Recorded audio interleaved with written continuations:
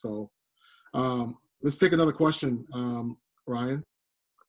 Yeah, so Reverend Seth kind of touched on the idea of purpose, so it feels like an appropriate time to ask this one.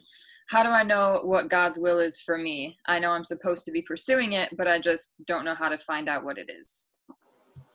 Wow, that's a loaded question, and purpose is something that you tend to have a desire for. So things that you're drawn to, things that you are attracted to, things that, you know, I'll give this one example.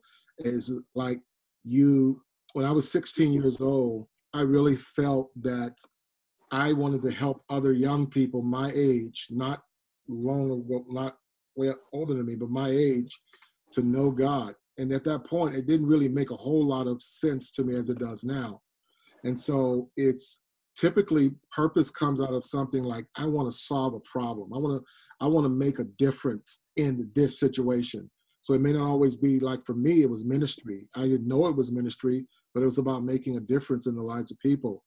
Purpose it's something you cannot stop thinking about. You dream about it. You wake up, you start to hear other people talk about it, and it gets your attention. I feel like my purpose is to help people define their purpose and help people learn their purpose. And so that started when I was 16 years old. So I started studying other people that were doing what I wanted to do. God will not often pull you somewhere you're not interested in. He's always going to pretty much pull you somewhere, put you somewhere, start stirring in you something that you like, something you lean towards. Now, you may say, I want to sing, but come to find out you can't sing. But maybe down the line, you're going to help somebody and maybe you're going to be in the music, field in some capacity. Maybe you I like cars and not really know what that means. I mean, that doesn't mean that you may build cars, but you may be in the car business in some kind. Same with ministry. Some people I've seen, they went to the mission field for the very first time and never wanted to go, but their parents said, you're going to go.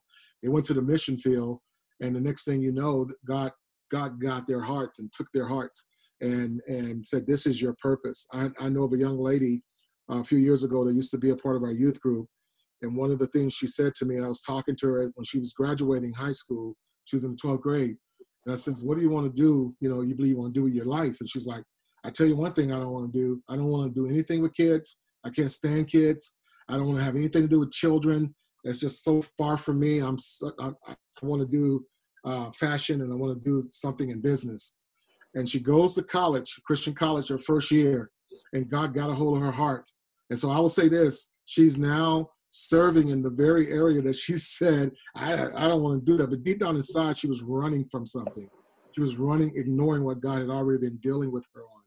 So be careful what you say you don't want to do, because often that's where God is. He's just waiting on that. And he's going to bring somebody in your life or something in your life that will help you to define that purpose. And so a lot of you right now are operating in God's ultimate purpose for your life. You just don't know it, or you're ignoring it, or you want something else. You want to be sexier. You want to be more popular. You want to be something that is more creative. But God knows what he's doing in your life. And so accept it and just start building on it now. Is the best time while you're 16, 15, 14, 53, and begin to work on that so that God can really pull out of you his purpose, what he has for you. I think Amani had something she wanted to add on to that. Go for it. Yeah.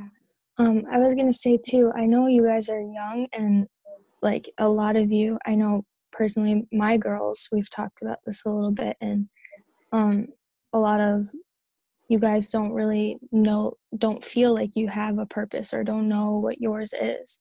But as human beings, as Christians put on this earth, our purpose for being here is to worship God with our lives, right? So we have a purpose, a general purpose as Christians, as the body of Christ, to worship him.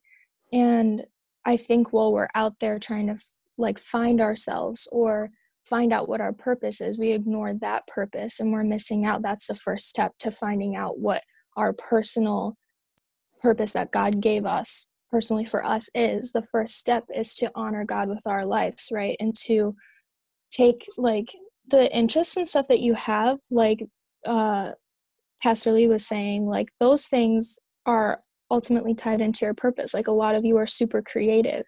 Like our God is creative. Like the first thing that happens in the Bible is God created. So by being creative, whether that's drawing, it doesn't matter if it's a drawing about God or anything like that.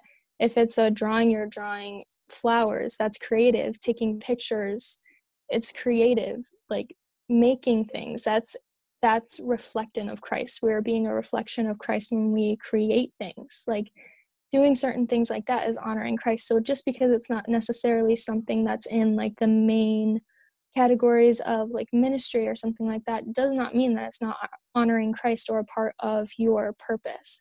So that's something that I've kind of come to find out as I've gotten older, and it's been super helpful to me for me to realize, like, you know, God's purpose isn't what idealistically we think it looks like. There are so many different things that God can use us for and different areas that he can use us in, and it doesn't look the way that we think, you know, so don't discount yourself or the gifts that you have.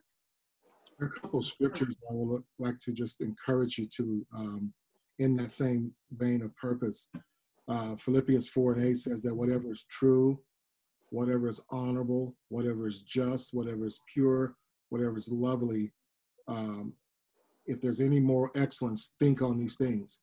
And one of the things I think you do right now is to think on what is pure, think on what is holy, think on what is honorable. And then another scripture to tie into that is found in the book of Matthew, chapter 6. And it says, therefore, don't worry about tomorrow, because tomorrow will take care of itself.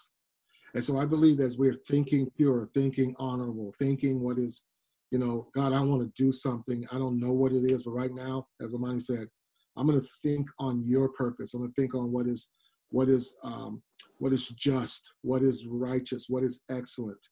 And I'm not going to worry about tomorrow, because tomorrow's going to take care of itself. And God has a purpose for you. He has a woman, if you want to be married as a man. He has an incredible bride for you. He has an incredible man for you, as whoever it is that you have.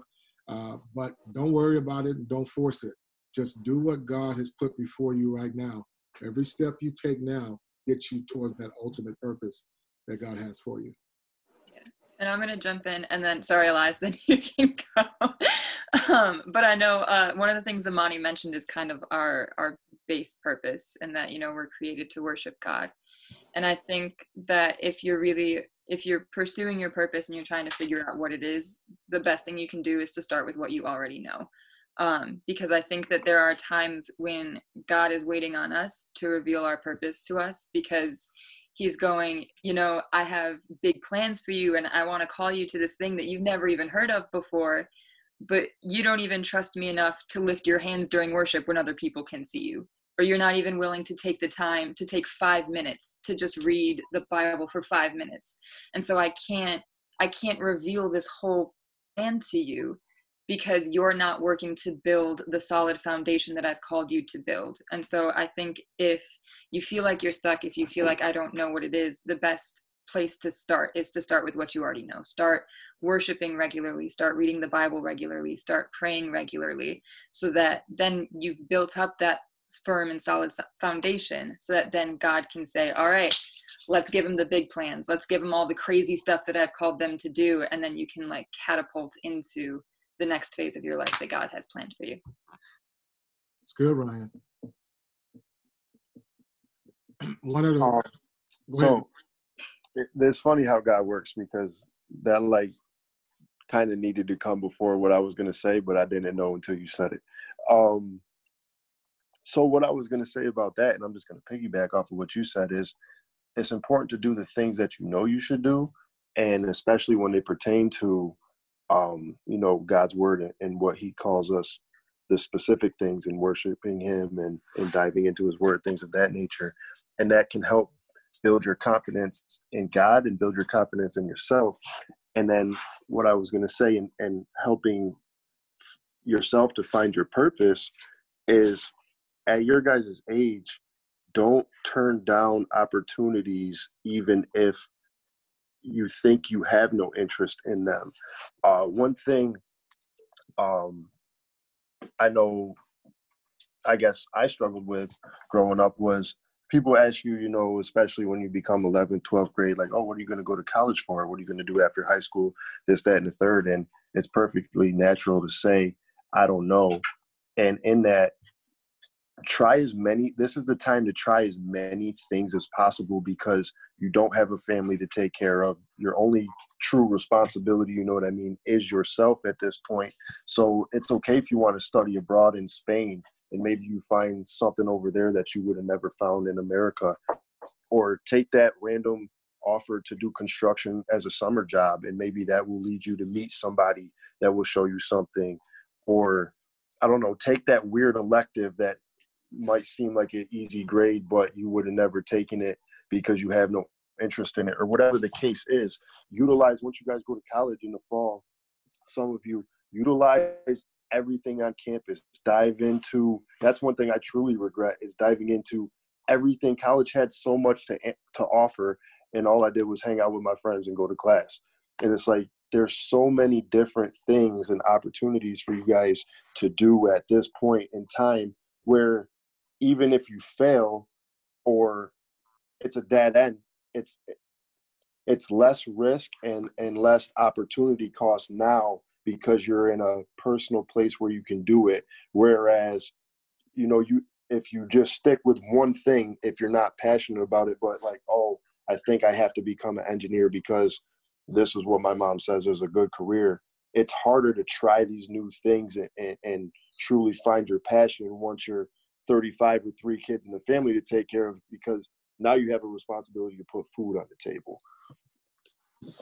Good, man. Exactly, except what's wrong with 35? Anyway. Nothing's wrong with that.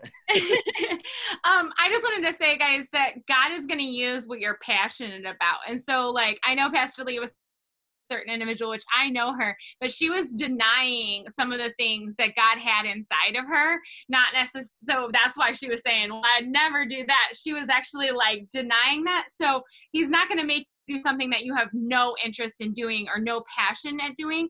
But just like Elias was saying, do everything, every opportunity that you do have, because even some jobs that I only had for a few months, like I think of a summer construction job. I worked, I was helped manage the construction guys and which one they were going. Like, what in the world was I doing there? But now I am a property manager for 5 houses, and I can talk construction like nobody's business. And they're like, who's this girl who knows about roofs, you know?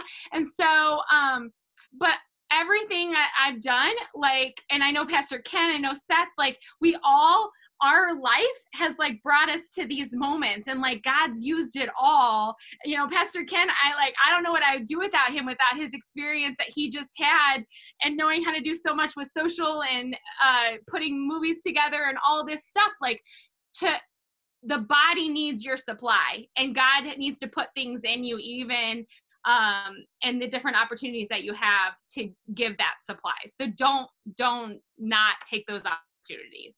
Let me say one more thing too. You know, this is not a plug, I promise you, but I'm finishing up my first book right now, and it's called Map Your Life, How to Get From Here to There. And the whole idea behind the book is this very concept, and how I believe that where you are, talking about opportunities, Elias and Stephanie talking about taking the opportunities that God has right now, where you are, is a step towards what God wants you to go. And I remember years ago, I had the opportunity to volunteer for a television program in Tulsa, Oklahoma.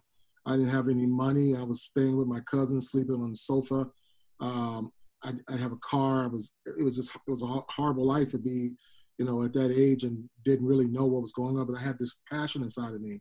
So they asked for volunteers. So I started volunteering, and I cleaned up the set after they finished doing the show. I rolled up the cables, and, you know, they let me push the cameras over to the place where it's supposed to be. And I just stayed faithful. And here's the thing. The Bible says that your gift will make room for you, and it'll bring you in a company of great men. And I just stayed faithful cleaning. I wasn't complaining. And I kept saying my gift is going to make room for me. That very show that I cleaned up for, I became one of the featured actors and one of the featured hosts of that show, which ultimately took me all over the world. speaking and sharing what my passion was, is to minister to this generation. So that show took me to Africa and to, Dominican Republic and Japan and just name it. Every state in America I've been preaching, and millions of people have been impacted. So start now, and your gift will make room for you. Don't complain about the opportunity to, maybe you work at a restaurant and you own the fries. That's okay. Be the best French fry cooker in the history of restaurants. I mean, you put your thing on that. And one day you may be the owner of a restaurant like that. But what you do now determines what you do later, what you become later. Ryan, let's take one more question and then we're going to wrap this up.